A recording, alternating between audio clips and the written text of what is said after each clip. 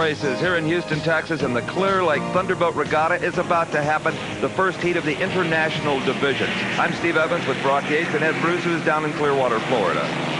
Well, trouble right at the beginning, Steve. U-21, the Yellow Pages boat with Mitch Evans on board, climbing out of the cockpit there. He's got engine problems. He won't make the start.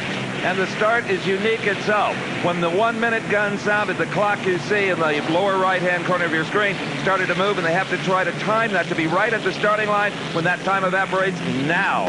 And Todd Yarling and Jimbo McConnell have timed it perfectly, Brock. You're absolutely right, Steve. And two very interesting boats. Big contrast, the tunnel hull 4-engine outboard of Jimbo McConnell versus the old conventional of Todd Yarling, a boat that we understand was started to be constructed over 22 years ago. And it took the guy 15 years to build a boat. It's only been in competition for about 7 years. Todd Yarling went way wide in turn 1. We're now coming out of turn 2, and you can bet that Yarling is on that nitrous oxide button. And there's no rooster tail whatsoever from the outboard-powered boat, Brock.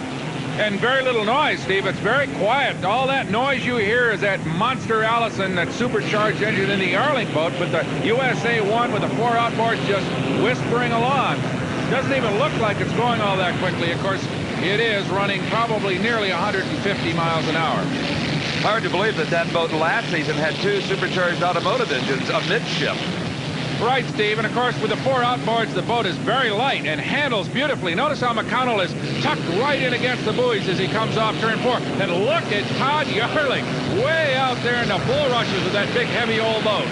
Todd Yarling, I think, just getting the feel for the course.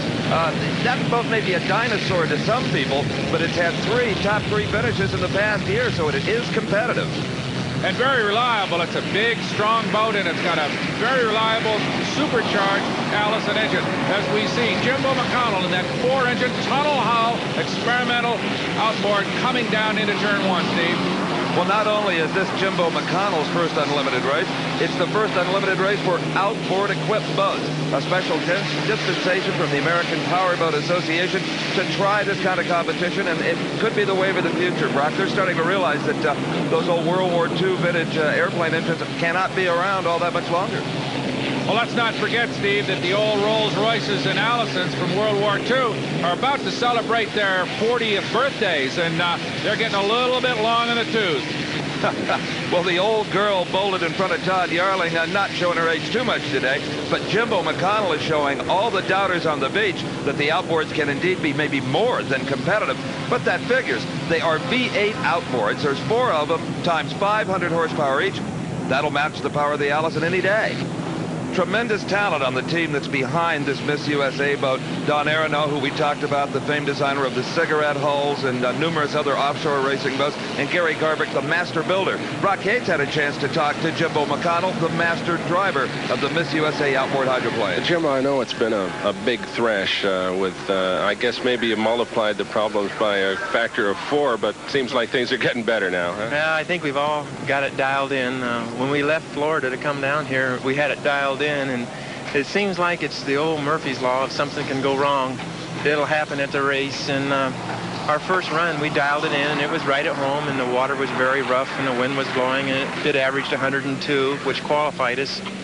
So then we thought, well, we've got this now, we'll get serious, and from there on, everything went downhill. And at 10:30 last night, we finally got everything dialed in, and it qualified this morning at 1:11 on the driver's qualification, and we feel confident that hopefully we've got everything dialed in correctly.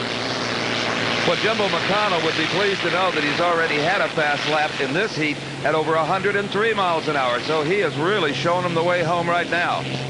Even though we've said this is Jimbo McConnell's first unlimited hydroplane race, this boat is very similar to the Formula One boats and other types of boats that Jimbo has raced for almost 20 years. Todd Yarling is a 26-year-old unlimited rookie on the circuit this year, but has plenty of experience, Brock, in the 280 cubic inch hydroplanes in the Midwest. Fine young talent. He sure is, and he's doing a fine job running this big, strong boat. But unfortunately, it's all Jimbo McConnell at this particular point, at least unfortunately from Todd Yarling's point of view, because as he comes off turn 4, you can see how beautifully that 4-engine outboard is running right now. Just smooth as glass, and of course these boats handle pretty well in rough water. So if he gets into a real hard race, he should be able to run in the wakes of the bigger hydroplanes pretty easily, Steve. And look at the perfect attitude of that hull, Brock. About the only thing in the water is the foot and the propellers on those 4 giant outboards. Well, Jimbo's got it trimmed out beautifully. Of course, he's got a hydraulic trim that he can... Uh-oh. Dead in the water is Jerry Hopp, the U-29 boat. Some very expensive smoke coming out of that engine.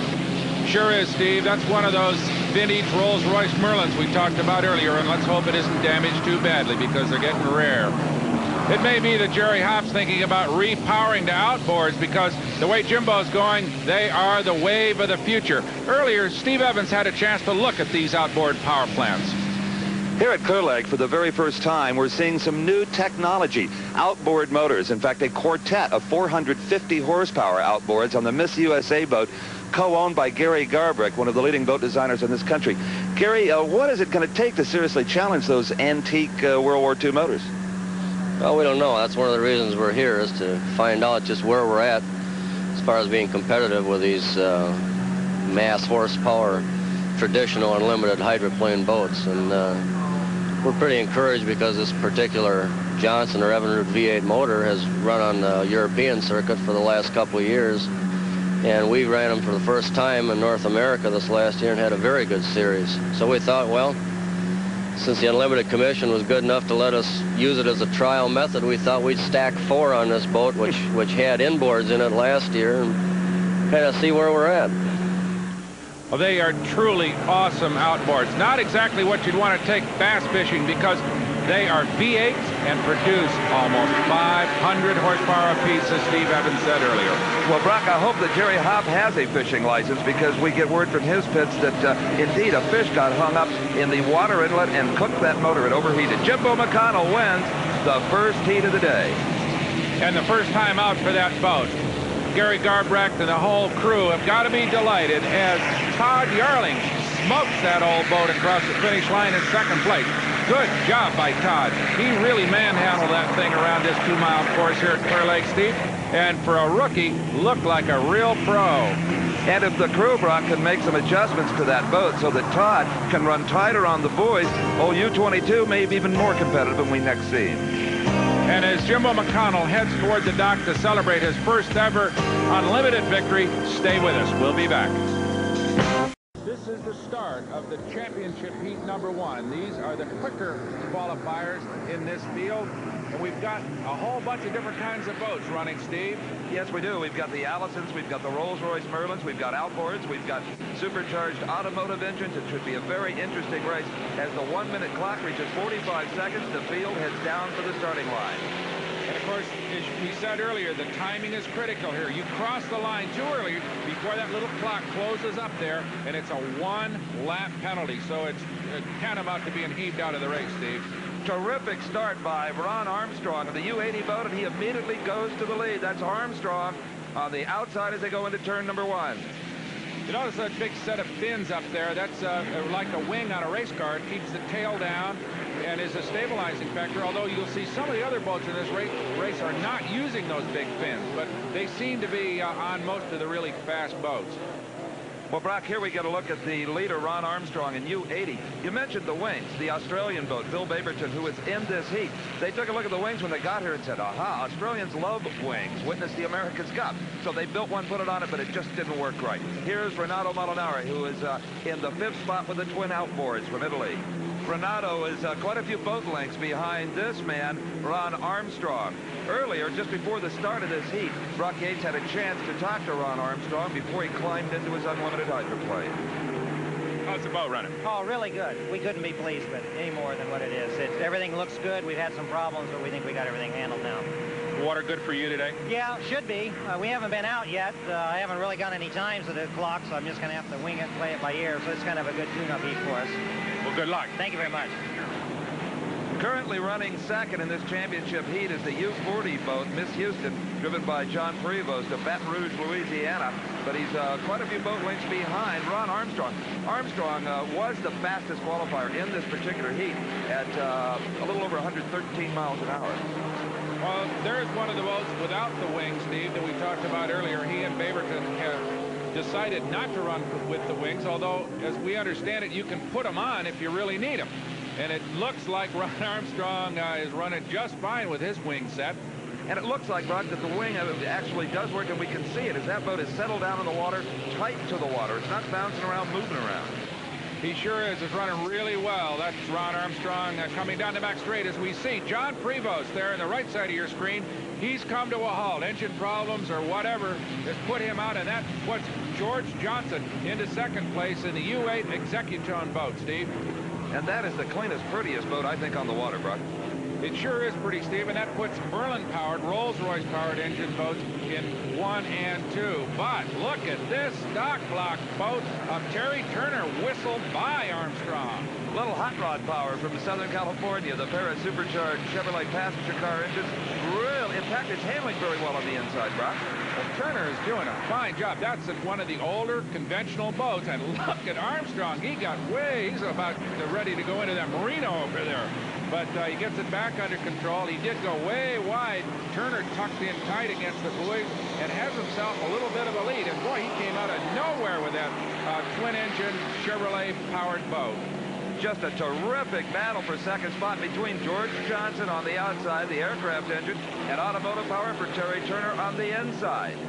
And to get a really good look at the contrast in the hull designs here, Steve. On the inside, Terry Turner in the older front-engine conventional hull, and Johnson on the outside in that cab-over rear engine.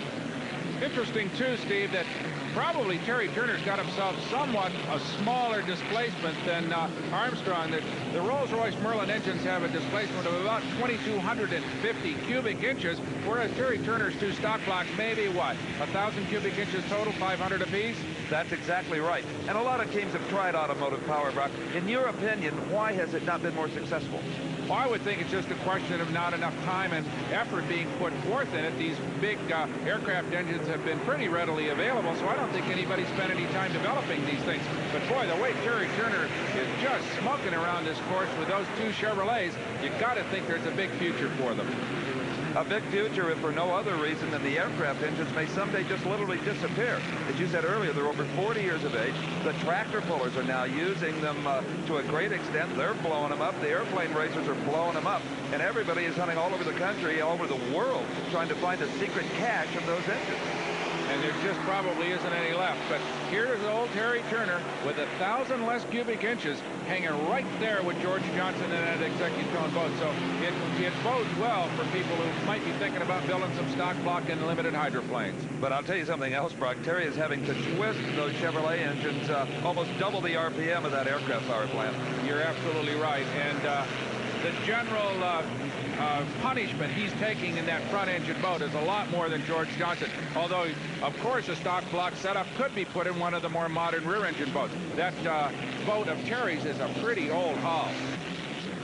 Well, boat racing fans all over the country, Brock, are watching today's action very, very carefully. The APVA understanding that they've got to take a look at some of these other combinations, and this is really the first time that they've all been together at one event.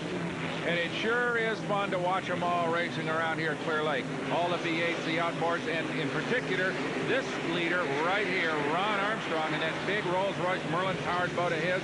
He just hasn't had any problems at all, and he's unchallenged at this particular moment, Steve. Looked like he was signaling something to the crew on the dock there, Brock. Yeah, well, he's got probably a pit crew out there. These boats do not carry radios. I'm not exactly sure why. Oh, poor Bill Baberton, all the way from Australia. He is dead in the water at the moment. But boy, these two are very much alive, battling for second place. George Johnson has to go hard left rudder to avoid hitting the Australian boat that's dead in the water. But George now is pulling out and taking over second place from Terry Turner, Brock.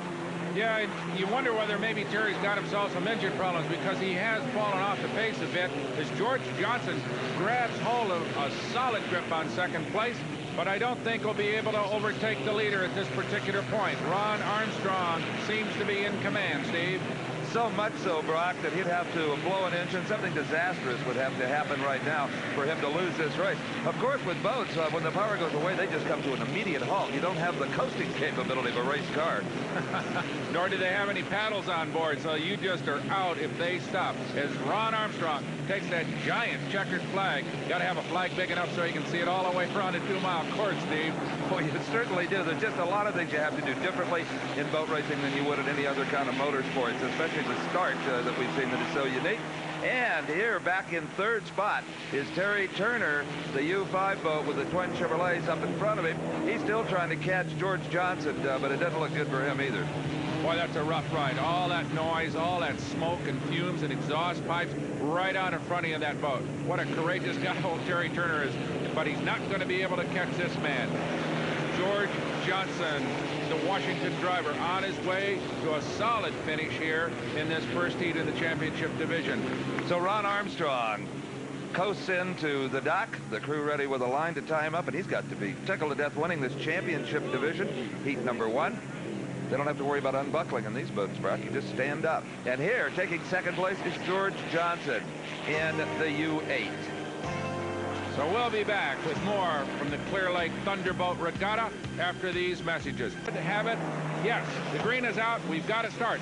And there, on the right side of your screen, once again, the 4 outboard boat of Jimbo McConnell has himself a lead. But Todd Yarling in that old conventional is giving him a good hard run for it, Steve. This looks a little bit like a repeat of the first heat, where Yarling went very wide in the first turn, and Jimbo hugged the buoy as he's doing right now. Well, I think it's just a question of lightness and handling versus the heavier, more cumbersome boat of Todd. Just don't think he can wind that old boat into the corner as tight as Jimbo McConnell can. And, of course, on a 2-mile course, boy, the closer you can stay to the buoys, you can cut hundreds of yards off the distance. Well, I think Todd Yarling may be running more like 2.5 miles, the course that he has set for himself here. Look at Jimbo. He has got to be grinning from ear to ear, Brock. Boy, he sure is, but he's had it all his way so far, Steve. Let's not forget that he has not had anything but the lead in these 2 heats, so he's never been in any kind of traffic and never had to run through any wakes, so that test awaits him. I've got a feeling that Todd Yarling in the ancient old Tosti boat we see right here is getting a little sick and tired of seeing those 4 outboards in front of him. Well, those 4 outboards are exactly the same models that Renato Molinari's got on his boat, except Renato, of course, only has 2, but his boat is roughly about half the size and weight. There goes Todd Yarling out in the bulrushes again. He's trying to lean into the turns, but the boat just doesn't want to respond. Whoa! Just about up on the beach with the folks. And Mitch Evans, that kind of opened the door for him. Mitch moving up there. He failed to even finish the first heat, so he's having a much better second race. Yeah, but Todd is smoking right past him. In justice to Todd Yarling, let's not forget that those turns 3 and 4 are much tighter. So he really has a big handicap with that big heavy boat down there in turns 3 and 4 versus the wider turns of 1 and 2 as we see him going through now. Boy, there's just a beautiful shot of Jimbo McConnell exiting the picture, or trying to exit the picture on the right-hand side. You know, the owner of that boat, a good friend of yours, Don Aronow, Brock, he calls it half-jokingly an unlimited catamaran. I know. Aronow is just an unbelievable guy and a real character and a brilliant boat designer, along with Gary Garbrecht. And there's Mitch Evans. It looked as if he might have been slowing down the last time we saw him, and finally he just kind of floats to a halt out there, and he's out of the boat, but it doesn't look like it's sinking or anything, so he's not in any danger, so they'll just let him sit there. In all of our motorsports coverage, we seem to always be talking about changing track conditions. Well, nowhere can it change any faster than the surface of the water. And Brock earlier had a chance to talk to Jimbo McConnell about water conditions. Jimbo, how about the water today? Is this the kind of water that this boat likes, or are you going to have some problems? No, I wish the wind was blowing and the water was a lot rougher myself, because this is a 30-foot tunnel with 4 engines, the 4 Johnson 400 horsepower engines on it. And because it's a tunnel and it's 30 feet long, the rough water is to my advantage. And when we tested and set our 102 mile an hour average, we set that in a 4-foot chop in about a 30 mile an hour wind, and the boat never got out of shape. So for this particular boat, the rougher the water, the better off we are. Jimbo, can you work in other boats' wakes better because of this hull design than you might be able with a conventional boat? Well, I don't know, because I've never had this boat in a race. In a Formula 1 boat, and it's a tunnel boat with the Johnson or Evinrude 400 horsepower on them, you can negotiate wakes very well with them. But in unlimited hydroplanes, you have that gigantic rooster tail.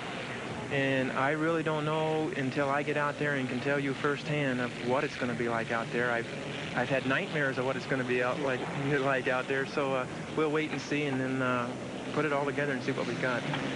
And he is still yet to encounter that rooster tail. Did he say he set a record in a 4-foot chop? I won't even fish in a 4-foot chop. Here is Todd Yarling in that second position, closing the gap maybe a little bit on Jimbo, or Jimbo's backed off to save those 4 motors, Brock. Yeah, you may be right, Steve, but, you know, when you look at that boat, what a classic old design. But here's the wave of the future. Interesting contrast. The USA 1, the 4 engines totally displace about 700 cubic inches. Todd Yarling's single engine displaces over 1,600 cubic inches. But a tremendous difference in weight and efficiency, really. The outboards are tremendous. And look at Todd Yarling. Jimbo may get his first rooster tail. If Yarling, he went wide again, Brock. He just can't get down on the pole, so to speak, in the groove, if there is such a thing. That big old horse just wants to swing real wide, and Jimbo just tucks in against those buoys and keeps on trucking. But here comes Todd again. He's definitely not going to give up. We know the handling, Brock, of a 30-foot tunnel hull like this is so good that the establishment in unlimited racing, this could be the last time you see them.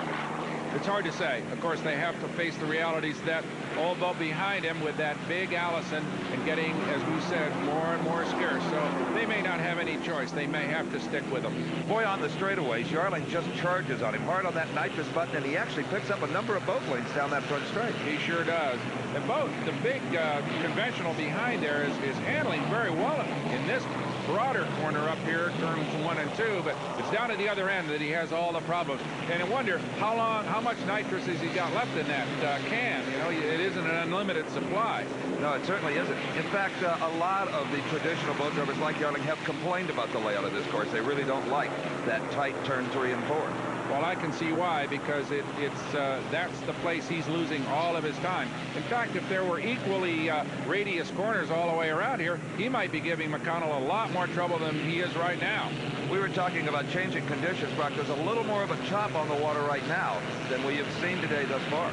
But look at the way that tunnel hull just floats across those little waves here in Clearlake. Just no problems at all. And McConnell is just squeezing those cans as nice and tight as he can. And Todd Yarling is probably not going to be able to catch him unless he loses 1 or more motors. But Yarling just hangs in there all the way. I've got to admire the way this young man is driving that big old boat.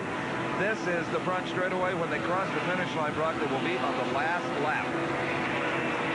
Todd Yarling currently second, and if Jimbo makes the slightest mistake, or if one of those 4 motors should start to misfire, could be all it takes for the young 26-year-old rookie to pick up a heat victory. No question. There is a disadvantage in this 4-engine setup because you simply have 4 times the complication that you would have in a single-engine boat. So they've got to think about that, and that is a factor here. You'd have to have a platoon of guys just to change spark plugs. Yeah, imagine that. 8, that's 32 spark plugs you're going to change between every race, I'm sure. Look how well the second-place boat, Todd Yarling, handles at the apex there in turns 1 and 2.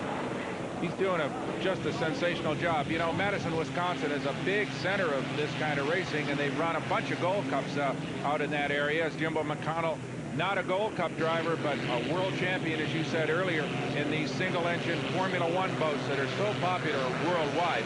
The Unlimiteds are really more popular here in the United States, and as we said, down in Australia and New Zealand, but not so much in Europe. The Europeans like those single-engine tunnel hulls, like Renato Molinari and Jimbo McConnell have all their experience in, Steve. And 6 laps of racing in a heat is a piece of cake for a Jimbo McConnell or a Renato. They have run races as long as 24 hours. Absolutely. That's on the River Seine, right in the center of Paris. They run a 24-hour boat race. Hard to believe that you can... Of course, they use a couple of drivers just like they do in the long endurance races. But these big boats, especially the big Allison and Rolls engine boats, would pound you apart in a matter of a few minutes, much less a few hours. You just couldn't take the punishment. Well, here is Todd Yarling, not giving up, still standing on the gas and the nitrous oxide, trying to catch Jimbo McConnell. Boat skating around on him, getting a little out of the water, but it's going to be Jimbo McConnell who will win this one, as he is right now in the front straightaway and just about to cross the finish line. Jimbo with a wave. Boy, he's had a great day. Well, a second in a row for him. Undefeated. He remains undefeated. Todd Yarling still his principal and really only rival that he's had, as Todd Yarling gives everybody a wave. Crossing the line, doing a very good job. Unfortunately, only a 2-boat race, but we'll be back with more unlimited hydroplane racing from Clearlake, Texas, after these messages. So stick with us. The Thunderbolts will be back. Gets over that line too quickly, as we said, a one-lap penalty. It may be, though, that Baberton's all right. Yes, a clean start, and Baberton is coming on very strong. You can tell that boat because, of course, the absence of that big high wing that Ron Armstrong has coming into the screen and overtaking Baberton as they sail into turn 2. And look at Armstrong trying to take Baberton on the outside. He's going around the hard way, Steve. But what a proud moment this is for members of the Victoria Speedboat Club in Australia, as Baberton, at least for the moment, leads this Thunderboat heat. Only the 3rd time an Australian boat has ever been in American waters in this kind of competition. On the inside is Baberton. And Armstrong trying to overtake him on the outside. Interesting thing here, Steve, in boat racing, Armstrong can't just duck in behind him and cross his wake. He's got to stay on the outside and literally outrun him the long way around the course. If it was on pavement or dirt or something, he could just slow down and try to duck in behind him and take him on the inside. The Australian boat, a big surprise here, Brock. They did not fare well in the first heat. I think the competition took them a little lightly. Fun having them around, but weren't competitive. Right. Look, down on the pole. That is the Australian boat, the wingless machine of Bill Baberton. It is just rocketing down this main straightaway. He sure is, and I think that Ron Armstrong has had some problems. It looked as if he kind of slid out of our screen there, as Baberton is now uncontested. Yes, indeed, Armstrong on the sidelines. The boat has just come to a complete halt. Look how far into the water it sinks after it loses its speed. So for 42-year-old Ron Armstrong of Lakewood, California, his day is done. But the Australians have really got their adrenaline pumping. Here is the race for second. On the inside is Terry Turner from California with the twin Chevrolet boat. On the outside is George Johnson, the Executone boat. Well, it's a repeat of the first heat. Remember, these two guys ran literally gunnel to gunnel all the way around, just beating on each other. Finally, Terry made it at the finish, and Johnson went on to take second place, but it looks like Terry is not going to let it happen again. He's really, he's got the right line, he's on the inside, and boy, that old stock block boat is just showing all kinds of power. But remember, again, they twist that engine almost 8,000 RPMs as compared to maybe 3,000, 3,500 with the aircraft engine. Reliability, a big factor with that combination. Well, now Johnson has squeezed out maybe a boat-length lead, but he may have to give that up because don't forget they're diving down into that tight turn 3 and 4, and it could be that Turner will just nip inside and come out ahead. This is just a terrific race, Brock. It sure is. Boy, I'll tell you, these boats are so hairy and so wild.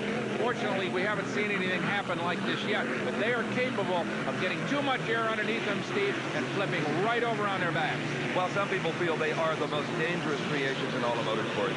Well, they're so overpowered, they're so unstable, and they're running in an intrinsically unstable water. There is Renato Molinari behind you in the back of the screen. He's coming up on the inside using that superior handling, but I don't think he's got enough power to play with these two. And Renato doesn't want to bat. He, just like Jimbo, he really has not experienced that rooster tail. Doesn't want to.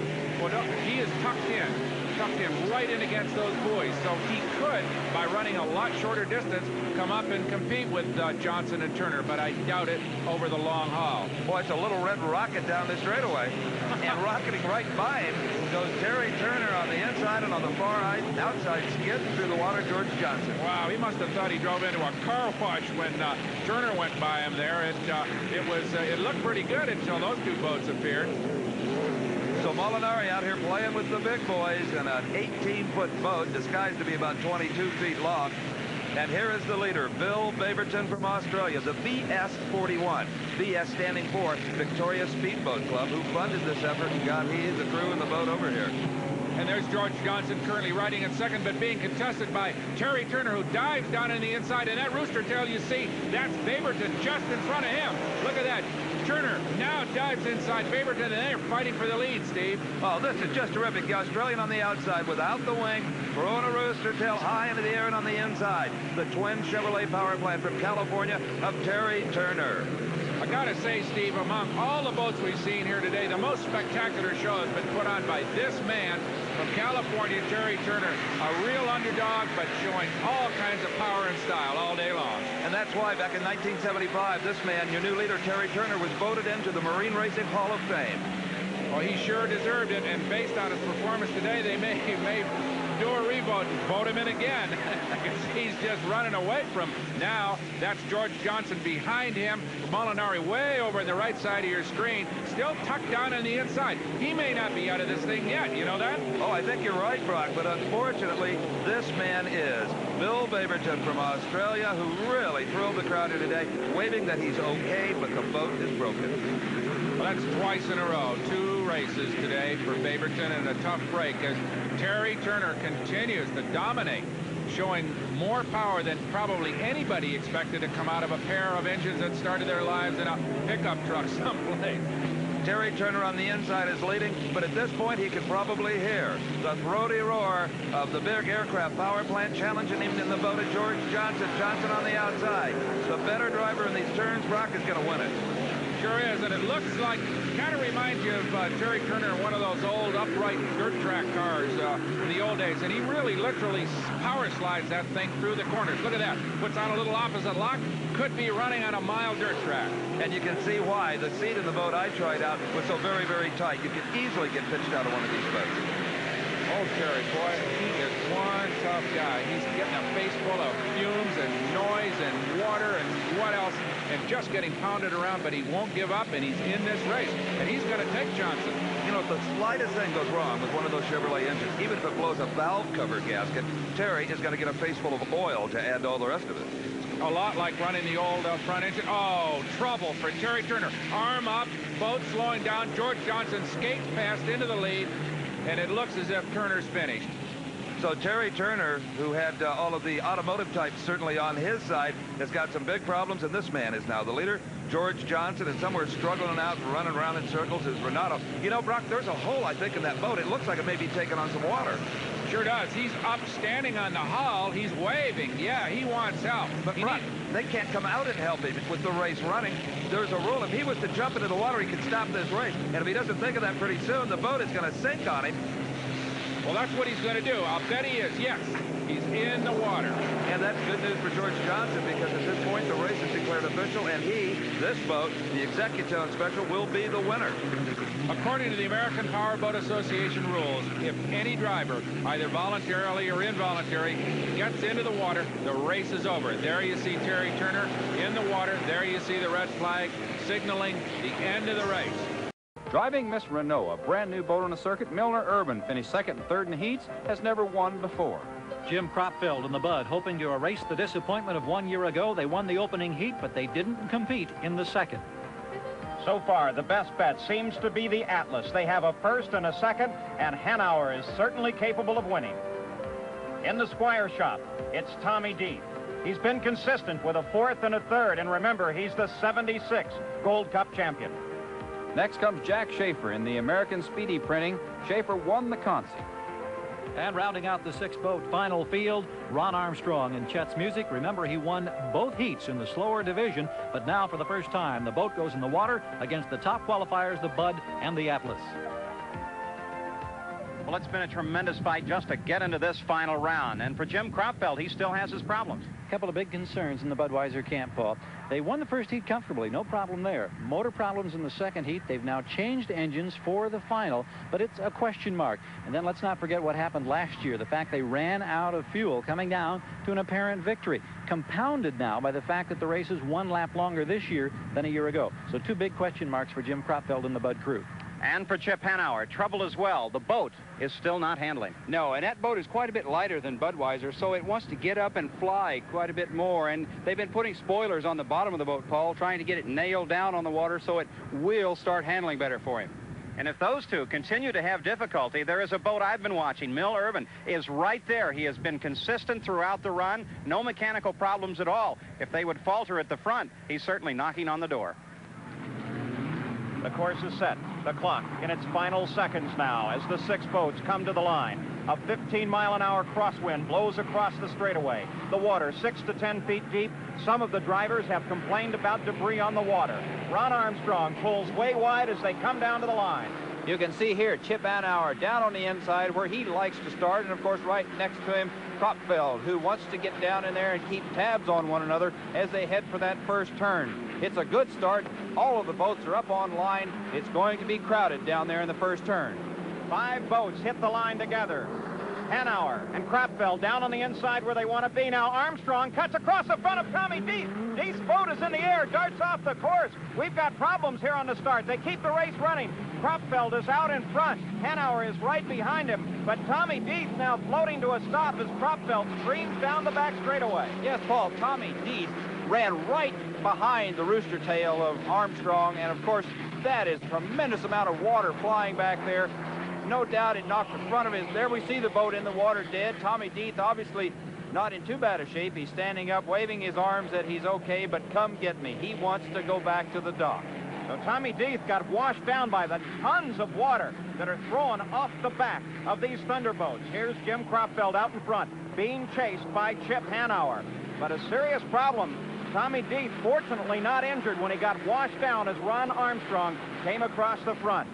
Here's a look at that first turn again. Now Ron Armstrong is on the far outside. Right next to him is Tommy Deeth. And Armstrong cuts across the front of Deeth's boat. Deeth gets washed down. That's the Budweiser down on the inside. But look at the tons of water that's pouring in on top of Tommy Deeth now. That had to do some damage. Paul, it looked as though he got airborne way up in the air and very nearly went over. Here's another view of it. We'll look at it from the outside. There we see Armstrong cutting right across in front of Tommy Deeth. And, of course, he took all of that water right in the face, up in the air, very high. It's a miracle that he didn't go over. Tommy Deeth, a very fortunate young man. He was able to climb out of the cockpit, and they will tow the boat off the course as long as he stays with the boat. They decide that everything is safe. The race can continue on. Here is the second place boat, Chip Hanauer. He is chasing Kropfeld, but there may be damage to this boat as well. We'll keep an eye on it. Ron Armstrong, meanwhile, apparently oblivious to the problems that were created by his rooster tail for Tommy Deeth, maintains the number 3 position right now in Chet's music. Kropfeld first, Hanauer second, Armstrong third. Over at the dock, they're now bringing Deeth's boat by. Let's go to Johnny Rutherford. I'm going to try to move in and get a word. There you can see the boat. It's really damaged. The steering wheel is smashed down. Tommy Deeth, I can't get a word with him. He's headed for the ambulance, I think. He had blood on the front of his helmet, Paul. Very serious damage to the Squire. Tommy Deeth washed down when Armstrong cut across the front. There is evidence of the tons of water that ride in the rooster tails of these hydroplanes. Here is our leader, Jim Kropfeld. He is well out in front. He is being pursued by last year's world champion, this man, Chip Hanauer in the Atlas. Ron Armstrong continues to ride in third place. And Kropfeld is setting a sizzling pace, 127 mile per hour average on the opening lap. He's fallen off only slightly since that time. So Hanauer is really going to have to come up with something if he hopes to contend for this World Championship event title. There you see the separation. First to second place. Here comes Chip Hanauer, but he has a lot of time to make up. But Hanauer seems to lose power just a little bit, and perhaps part of the reason now you can see it. Look at that right sponson. Johnny Rutherford, there's a hole there. Yes, obviously he's knocked the bottom out of the sponson, and it's poked a hole in the top. And he is now rolling to a stop. Chip Hanauer apparently has assessed the damage to the right side of his boat and decided it cannot continue. Kropfeld is unchallenged for the lead. And Hanauer, whatever the problem is, he is out of the cockpit. We could see him thrashing there, trying to unfasten the harness. He's gone to the back of the boat, Paul. He's in the water. Hanauer is in the water. Now, the rules say the minute the pilot is in the water, the race is stopped. He is hanging on at the back end. Now, will the officials stop this race? And how badly is Hanauer's boat damaged? Does it really need to stop the race? Oh, there you see it. There's a big hole in the right side. Yes, evidently the bottom of the sponson was knocked out, and the water pressure forced a hole in the top. So the race has been stopped. Jim Kropfeld climbs out of his machine. They will have to rerun the entire event again. There is Bernie Little. He is with Jim Kropfeld. Gary Gerald is close by. We'll see if Gary can't move in now and get a word with Jim Kropfeld. Leave it on for right now, okay? Okay. Let's just wait. Jim, it's a whole new ball game now. What does this do to the nerves? Well, it doesn't bother the nerves, but it sure's going to hurt the crew. We got to hope the engine holds together for 6 more laps. Same thing happened in Seattle about a month ago. After we had 1 lap to go, had it won, somebody dove in the water, stopped the race. We had to go win it again. All right. So, oh, my God. Oh, my God. What do you think? Are you going to be able to get back in the water? I don't know. They could probably put some screws in the bottom, but when I came around there, I must have hit something coming in. My steering worked until I came around here and tried to straighten out, and it wouldn't straighten out. Something's got bound up in there and tore the plates off there or something. I don't know what happened. So Dave Cully and the Bud crew have work to do. Chip Henauer, because he jumped in the water, will not be able to start when they rerun the World Championship. Bud and Kropfeld's boat now being lowered into the water as we are ready for a restart here. They did not have time, though, to work on the motor. Normally, they would have done that. That motor has been run very hard, but they had to pay all of their attention to the back of the boat getting it repaired. Here is Chip Henauer's boat. You can see a giant hole in the right sponson where it has been badly battered. Now, Tommy Deeth will not be able to go to the final round either. You saw the damage on his boat. And Ron Armstrong has been disqualified for cutting across the front of Deeth's boat. So Renato Molinari, as a result of the points scored earlier, will move into the final heat, as will Jimbo McConnell in Miss USA, another outboard-powered machine. And George Johnson in Executone will move into the final heat as well. They all are getting a chance now as a result of the problems that developed in the first run. The real question is, why did Chip Henauer jump into the water if the boat was not in danger of sinking? And there is some heated discussion going on the dock about that situation. It might have been a ploy to put him ahead in the national championship. We're ready to run again as they come to the line. It's a ragged start. Molinari is down on the inside, McConnell on the outside. They're well ahead of the rest of the field. As we start this race with Molinari appearing to jump the start, we'll have to wait and see what the officials say. Now the Budweiser, under full power, begins to charge up the middle, followed by Jack Schaefer in the American Speedy. Boy, look at the head of steam that Kropfeld has going into that first turn, heading for the buoy. He has really got it turned on. And Molinari has got to be very careful on that small boat that he doesn't get tangled in the giant rooster tail that Kropfeld is putting up as he powers now off the turn onto the back straightaway, where he hits speeds upwards of 175 miles per hour.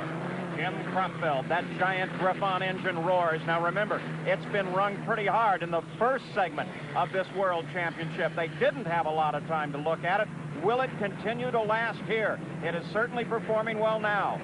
Kropfeld out in front and running strong. And of course, Paul, they have that patch that they put on the rear of the boat. There we see Jack Schaefer running in second place, but the patch around the prop shaft and the back of the boat on Budweiser, we've got to see if that will hold up. So there are some question marks about Kropfeld's mount as he turns toward the main stretch one more time, being chased by Jack Schaefer in the American Speedy. And in this choppy body of water here at Clearlake, you can see the stress taking its toll on these boats and drivers. The Bud's in trouble. Kropfeld slows. Kropfeld slowing down. The engine appears to have faltered. There's no rooster tail. We see a big backfire. Here comes Schaefer on the run as Schaefer screams past Kropfeld and into first place.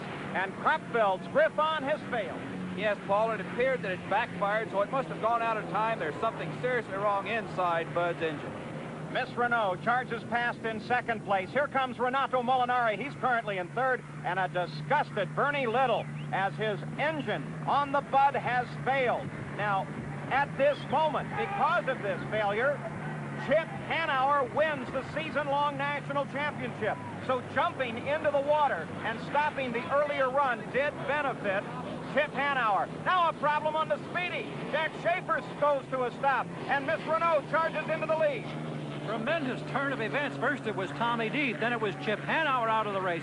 Kropfeld fell by the sidelines, and now Jack Schaefer is out. And here we look down from the helicopter at the Bud. Kropfeld hurling a life jacket back into the cockpit in disgust. Remember, a year ago, he lost the World Championship when he ran out of fuel. His hopes foiled again today. But look at this amazing turn of events. Milner Irvin out in front of this race.